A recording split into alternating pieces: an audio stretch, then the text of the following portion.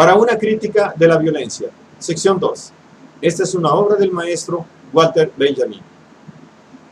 La viabilidad de un derecho de guerra se basa en exactamente las mismas contradicciones prácticas de Estado del Derecho que en la encontrada en el derecho de huelga. Es decir, resulta de la aprobación por parte de sujetos de derecho de una violencia cuyos fines siguen siendo para ellos fines naturales y que por lo tanto, en casos graves, son susceptibles de entrar en conflicto con sus propios fines de derecho o naturales.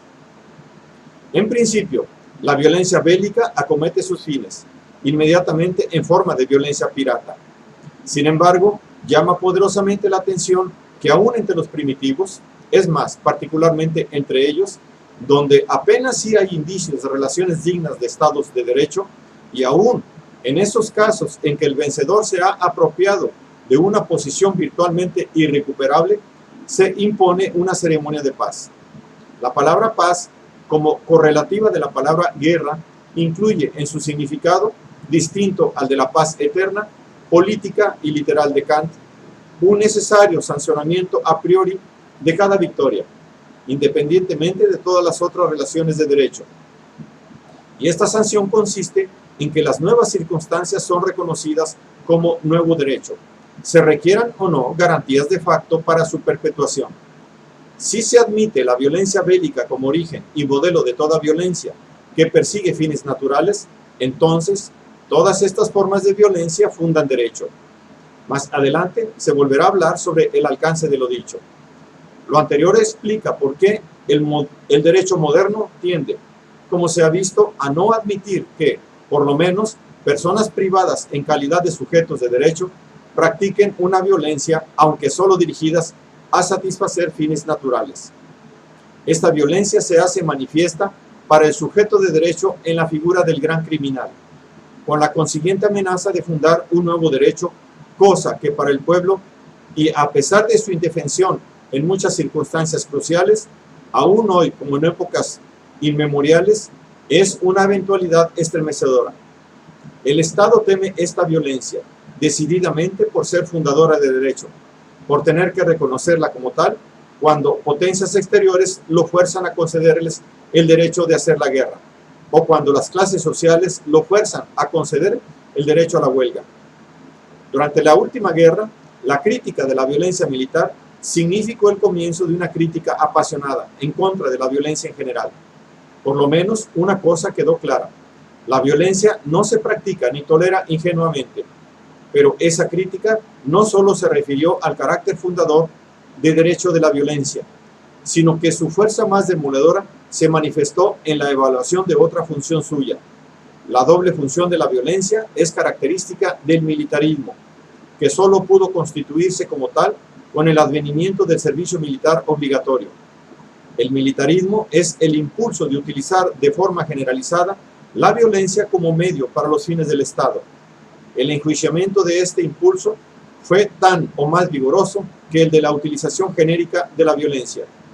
Dicho impulso revela una función completamente distinta de la violencia que la mera persecución de fines naturales. Refleja una utilización de la violencia como medio para fines de derecho, ya que la sumisión de los ciudadanos a las leyes, dado el caso, la obediencia a la ley del servicio militar obligatorio, es un fin de derecho.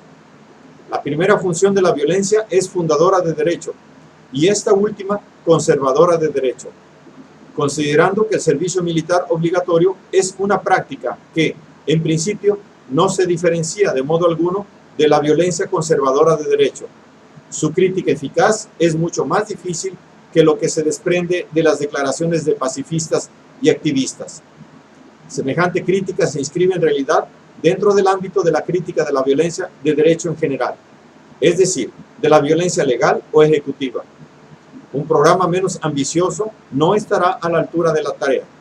Tampoco puede reducirse, a menos que se abrace un anarquismo infantil, a rechazar todo compromiso de la persona y declarar a cambio que lo que apetece es lo permitido. Una máxima tal no hace más que desvincular esta reflexión de lo ético histórico de todo sentido de la acción y de todo sentido de la realidad, ya que estos no pueden constituirse si la acción es extraída de su contexto. Todavía más importante es la insuficiencia del imperativo categórico kantiano en lo que respecta a esta crítica, por ser un programa mínimo aunque inapelable, a saber, actúa de tal manera que esta crítica actúa de tal manera que veas, tanto en tu persona como en la de las otras, a la humanidad también como fin, y nunca solo como simple medio. Es que el derecho positivo, si es consciente de sus propias raíces, exigirá el reconocimiento de la salvaguardia y promoción de los intereses de toda la humanidad en la persona de todo individuo. Ese interés es tenido en cuenta mediante el establecimiento de un orden fatalmente necesario. Pero, aunque éste, en su papel de conservador de derecho, tampoco puede escapar a la crítica, es reducido a la impotencia, cuando se lo sustituye por una simple referencia informal a la libertad que no se acompaña de un orden superior capaz de designarla. La impotencia será completa si se elude la discusión de la validez del orden de derecho en su totalidad, para centrarse en aplicaciones o en leyes aisladas, como si éstas fueran las garantes de la fuerza del derecho. Lejos de ser así, dicha garantía radica en la unidad de destino que el derecho propone, lo existente y lo amenazador siendo parte integral de él. Y la violencia conservadora de derecho es una de las amenazas, aunque no tenga el sentido de intimidación que le atribuye el teórico liberal mal instruido.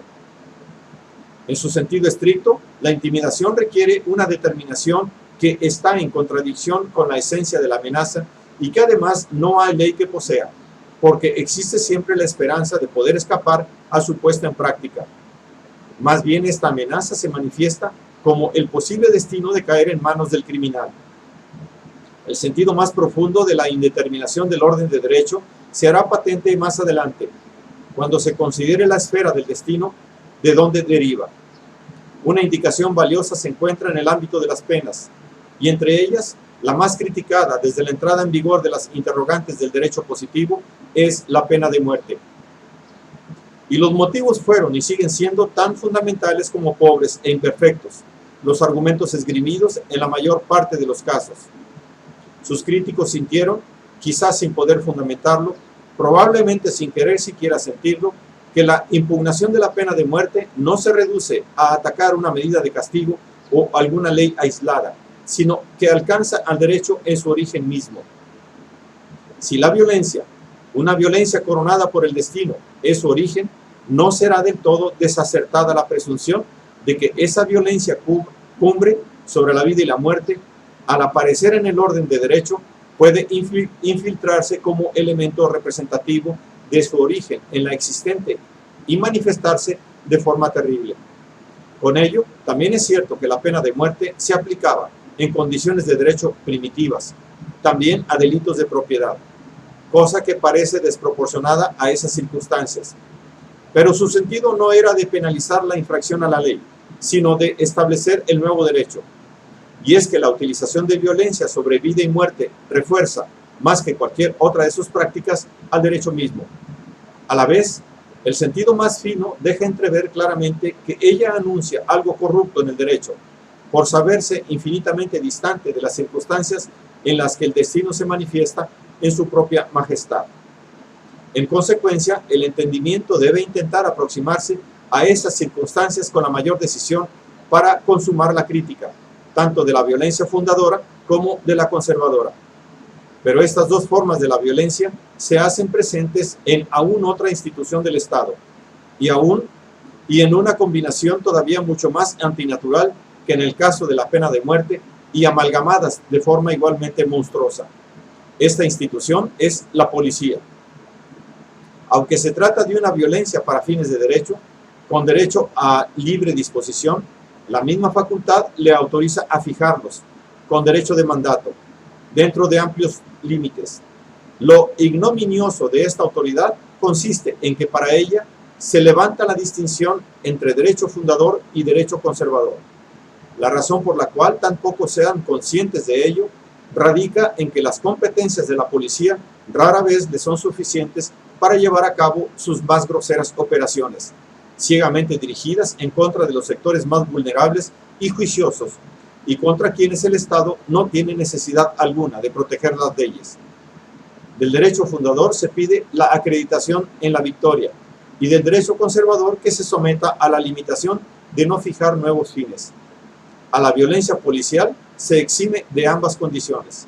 Es fundadora de derecho, porque su cometido característico se centra no en promulgar leyes, sino en todo edicto que, con pretensión de derecho, se deje administrar, y es conservadora de derecho porque se pone a disposición de esos fines. Pero la afirmación de que los fines de la violencia policial son idénticos o están siquiera relacionados con los restantes fines del derecho es totalmente falsa.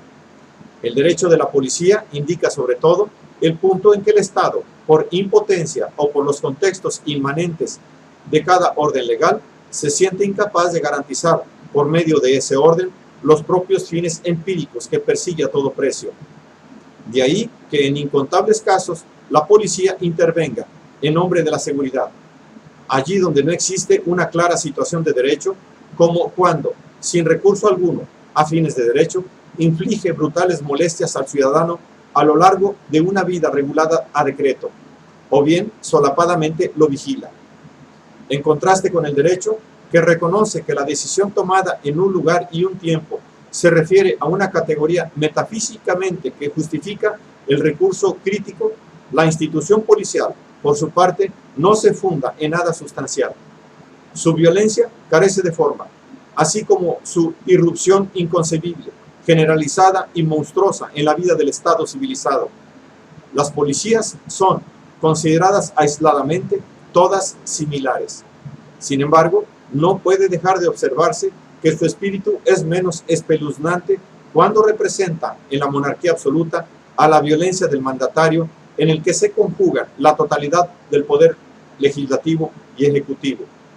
Pero en las democracias su existencia no goza de esa relación privilegiada e ilustra, por tanto, la máxima degeneración de la violencia. La violencia como medio es siempre o bien fundadora de derecho o conservadora de derecho.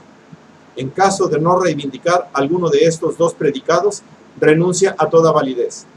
De ello se desprende que, en el mejor de los casos, toda violencia empleada como medio participa en la problemática del derecho en general. Y a pesar de que a esta altura de la investigación su significado no deja aún aprender con certidumbre lo ya realizado, hace aparecer al derecho bajo una luz de ambigüedad ética tal que la pregunta de si no es posible regular los conflictos intereses de la comunidad con otros medios que no sean violentos se impone por sí misma.